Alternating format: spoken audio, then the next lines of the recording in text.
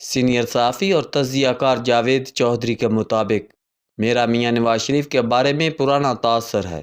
یہ شخص بہت گہرا ہے۔ یہ جتنا شکل سے بولا بالا اور سیدھا محسوس ہوتا ہے، یہ اندر سے اتنا ہی سمجھدار ہے۔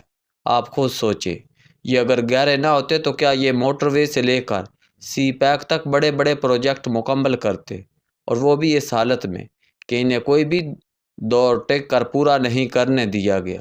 یہ ہر دور میں اپنی ٹوپی سنبھالتے رہے، مگر یہ اس کے باوجود ڈلیور کر گئے۔ لہٰذا ہمیں ماننا ہوگا پاکستان سے اگر میاں نواز شریف کے کام نکال دیے جائیں تو وہ باقی کچھ نہیں بچتا۔ بس ان میں ایک خرابی ہے، یہ بے لچک ہیں۔ یہ ہر بار فوج سے ٹکرا جاتے ہیں اور پھر سیڑھی سے پھسل کر 99 سے 0 پر آ جاتے ہیں۔ اس کی بڑی وجہ ان کے ارد گرد موجود لوگ ہیں۔ یہ ہر بار خود کو 3-4 لوگوں تک محدود کر لیتے ہیں اور یہ لوگ انہیں مروا دیتے ہیں۔ مگر میرا خیال ہے یہ اگر اس بار آئے تو شاید یہ ماضی کی غلطیاں نہیں دہرائیں گے۔ حاجی شکیل ہنس سے اور مجھ سے پوچھا، آپ یہ دعویٰ کس بنیاد پر کر رہے ہیں؟ میں نے ہنس کر جواب دیا، میاں نواز شریف واقعی گہرے ہوں گے، یہ آپ پہلے سے زیادہ اپنے تاثر سب چھپا لیتے ہیں۔ میں آپ کو 2 مثالیں دیتا ہوں۔ میں پچھلے سال اپریل میں ان سے ملا تو یہ مجھ سے میرے سفروں کے بارے میں پوچھنے لگے۔ میں نے انہیں بتایا میں تبت بھی گیا ہوں۔ انہوں نے اس میں گہری دلچسپی لی اور مجھ سے پوچھا، لہٰذا کتنی بلندی پر ہے؟ میں نے جواب دیا 10,000 میٹر۔ انہوں نے حیرت سے میری طرف دیکھا اور پوچھا، 10,000 میٹر یا فٹ؟ میں نے کہا میٹر۔ میاں نواز شریف نے اس پر کوئی تاثر نہیں دیا اور بات بھوٹان کی طرف موڑ دی۔ حاجی شکیل حیرت سے میری طرف دیکھ کر بولے، مجھے آپ کی بات سمجھ نہیں آئی۔ میں نے کہہ لگا کر جواب دیا، یہ ایک صحافیانہ واردات تھی۔ ہم صحافی دوسروں کو انگیج کرنے کے لیے عموماً کوئی ایسی سویپنگ سٹیٹمنٹ دیتے ہیں جس کے بعد دوسرا شخص بحث شروع کر دیتا ہے اور یوں ہمیں لکھنے اور بولنے کا میٹیریل مل جاتا ہے۔ میرے دعوے میں 10,000 میٹر کا فکرہ اہم تھا۔ دنیا کا بلند ترین مقام ماؤنٹ ایورسٹ ہے اور اس کی بلندی بھی 8850 میٹر ہے، لہذا 10,000 میٹر کا سوال ہی پیدا نہیں ہوتا تھا۔ تبت کی بلندی 10,000 فٹ سے لے کر 15,000 فٹ ہے، تاہم وہاں کی فلائنگ 10,000 میٹر جیسی ہے۔ آپ اگر جہاز میں سوار ہوں اور اگر فلائٹ میں اچانک آکسیجن کم ہو جائے تو کیا ہوگا؟ تمام مسافروں کی ناک سے نکسیر پھوٹ جائے گی اور ان کے سر گھوم جائیں گے۔ تبت میں بھی یہی حالات ہوتے ہیں، لہٰذا اسے 10,000 میٹر کی فلائنگ کہا جاتا ہے۔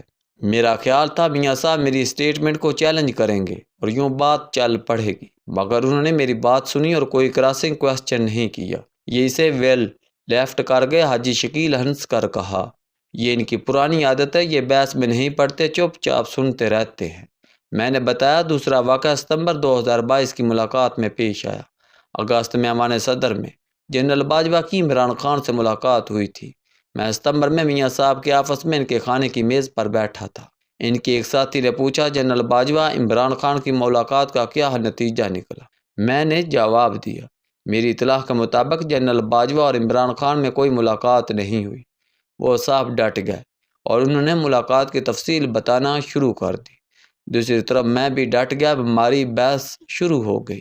میرا خیال تھا میاں نواز شریف درمیان میں بول پڑیں گے اور یہ ملاقات بھی کنفرم کر دیں گے اور اپنا رد عمل بھی دیں گے، لیکن یہ بے تاثر چہرے کے ساتھ خاموشی سے ہماری گفتگو سنتے رہے اور آخر میں جیب سے فون نکال کر ہمیں غالب کے شعر سنانے شروع کر دی، جس سے مجھے محسوس ہوا یہ بدل گئے ہیں، یہ ہر قسم کی واردات چپ چاپ برداشت کر جاتے ہیں۔ حاجی شکیل نے کہہ لگایا اور یہ دیر تک ہنستے چلے گئے۔ مجھے ایک دوست نے حاجی شکیل کے بارے میں بتایا، انہیں آپ کی موٹیویشن کی ضرورت ہے، آپ ان سے مل لیں۔ میری اس سے قبل حاجی شکیل سے صرف 2 ملاقاتیں ہوئی تھی۔ یہ میاں نواز شریف کے 35 سالہ پرانے خدمت گزار ہیں۔ میاں صاحب پہلی مرتبہ چیف منسٹر بنے تو یہ ان کے ساتھ وابستہ ہوئے اور پوری زندگی ان کی خدمت میں گزار دی۔ یہ میاں صاحب کے مزاج شناس بھی ہیں، ان کا دماغ پاڑ لیتے ہیں، یہ جانتے ہیں میاں صاحب کو کس وقت کیا چاہیے اور یہ کس بات پر خفا یا ناراض ہیں، یا یہ کس وقت کون سے کپڑے پہنیں گے، کیا کھائیں گے اور کس سے ملاقات کریں گے اور کس سے بچ کر رہیں گے، وغیرہ وغیرہ۔ آزاد کشمیر کے ساتھ تعلق ہے۔ لاہور میں نوکری تلاش کرتے کرتے میاں صاحب کے گھر پہنچ گئے۔ یہ وزیر اعلیٰ بنے تو انہوں نے انہیں پنجاب حکومت میں ملازم کرا دیا۔ یہ اس کے بعد ان کے ساتھ رہے۔ میری 2007 میں ان سے پہلی ملاقات ہوئی تھی۔ دوسری ملاقات 2018 میں میاں نواز شریف کی قید کے دوران ہوئی۔ یہ روزانہ جیل میں انہیں کھانا اور کپڑے پہنچاتے تھے۔ میاں صاحب نومبر 2019 میں ملک سے باہر چلے گئے تو حاجی شکیل سے بھی میرا رابطہ ختم ہو گیا۔ اب دوست نے بتایا تو میں نے تھوڑی سی تحقیق کی، پتہ چلا عمران خان حکومت نے حاجی شکیل کی تنخواہ بند کر دی ہے۔ یہ اسی بندش کے دوران ریٹائر ہو گئے۔ حکومت نے ریٹائرمنٹ کے بعد ان کی پینشن بھی روک لی، لہٰذا یہ 4.5 برسوں سے تنخواہ کے بغیر گزارا کر رہے ہیں۔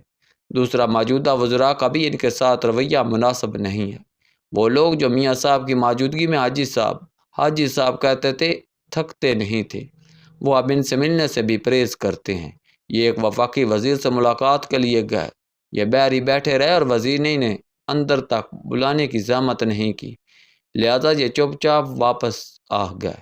دوسرے وزیر سے انہوں نے اپنے بیٹے کا ایئرپورٹ کارڈ رینیو کرنے کی درخواست کی، مگر وہ یہ درخواست کانوں میں مار کر چلا گیا۔ یہ دل گرفتہ ہو گئے اور یہ اس کے بعد ملاقات کے لیے کسی کے پاس نہیں گئے۔ یہ میاں نواز شریف کو بے تحاشا مس بھی کرتے ہیں، لہذا ڈپریشن کا شکار ہیں۔ میں نے یہ تفصیلات جان کر انہیں فون کیا اور چائے کی دعوت دے دی۔ یہ دوسرے دن میرے پاس آ گئے۔ میں نے ان سے ڈرتے ڈرتے تنخواہ اور پینشن کے بارے میں پوچھا۔ میرا خیال تھا میں محسن نقوی صاحب سے درخواست کر کے ان کا یہ مسئلہ حل کرا دوں گا، مگر ان کے جواب نے مجھے حیران کر دیا۔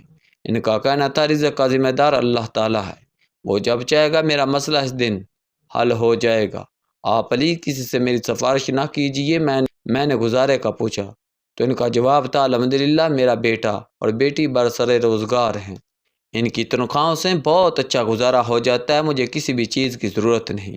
میں نے وزراء کے رویے کے بارے میں پوچھا تو ان کا جواب تھا میری کسی سے کوئی شکایت نہیں، کوئی گلہ نہیں، یہ سب وقت کی باتیں ہیں، وہ وقت نہیں رہا تو یہ بھی نہیں رہے گا۔ میں نے اصرار کیا مگر انہوں نے وزراء کا نام بتانے سے انکار کر دیا۔ میں بار بار پوچھ کر ان کی خودداری کو ٹھیس نہیں پہنچانا چاہتا تھا، لہذا میں نے موضوع میاں نواز شریف کی عادتوں کی طرف موڑ دیا۔ حاجی شکیل خوش ہو گئے اور یہ اس خوشی میں بولتے چلے گئے۔ ان کا کہنا تھا میاں صاحب ہر وقت باوضو رہتے ہیں اور قرآن مجید کی تلاوت کرتے رہتے ہیں۔ میں ان کے لیے پاکر سائز کا قرآن مجید جیب میں رکھتا تھا، یہ جب بھی کام کے دوران میری طرف دیکھتے تھے میں فوراً قرآن مجید کی طرف بڑھا دیتا تھا اور یہ قرآن مجید کو چوم کر تلاوت شروع کر دیتے تھے۔ ان کے ساتھ رہ کر میں بھی ہر وقت باوضو رہنے لگا اور قرآن مجید کا وہ نسخہ اس وقت بھی میری جیب میں ہے۔ میں نے پوچھا میرا خیال ہے میاں صاحب بے انتہا صفائی پسند ہے۔ یہ فوراً بولے بے انتہا، کمرے یا آفس میں جس جگہ گرد ہوگی ان کی نظریں سیدھی وہاں جائیں گی۔ میں نے کبھی انہیں اپنے بیڈ روم میں جوتا لے کر جاتے نہیں دیکھا، یہ ہمیشہ جوتے باہر اتار کر اپنے بیڈ روم میں جاتے ہیں۔ کپڑوں کی صفائی کا بھی بہت خیال رکھتے ہیں، میں نے انہیں کبھی گندے کپڑوں میں نہیں دیکھا، شیو کے بغیر کمرے سے باہر نہیں نکلتے۔ میں نے پوچھا کیا یہ زیادہ کھاتے ہیں؟ یہ ہنس کر بولے یہ ان کے بارے میں پراپوگنڈا ہے، میں نے انہیں کبھی نہاری اور پائے کھاتے نہیں دیکھا، یہ آلو گوشت بہت پسند کرتے ہیں۔